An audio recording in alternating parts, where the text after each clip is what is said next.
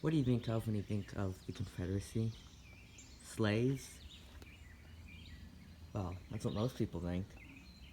That's the only thing people think of the Confederacy. It's the only thing people ever think of them. And, well, did you know the Union had slaves? Yeah, the Union had slaves too.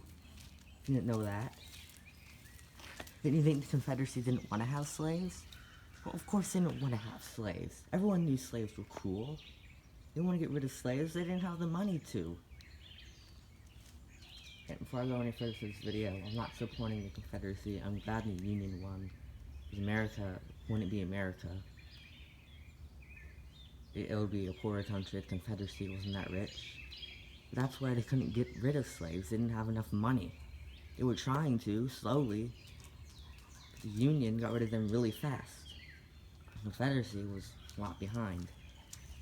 The poorer states, which became the Confederacy, because they couldn't get rid of slaves, unlike the others. And that's what started the war. And you might think that the Civil War is because they didn't like the North, the Union, want to stop the Confederacy from all the slaves, but no, that's not it. Yes, it's because they had slaves, but you know what I mean. Well, I hope you've heard of it. That they had to take over the Confederacy because they were so different. They had slaves and they didn't, which made them so different that they were becoming two different countries. So the Union took over the Confederacy.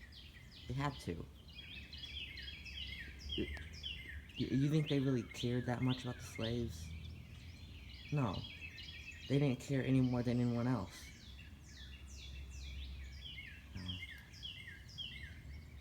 Yeah, I was gonna make this a super rage video, but I can't be too loud. I don't want my mom to hear me raging.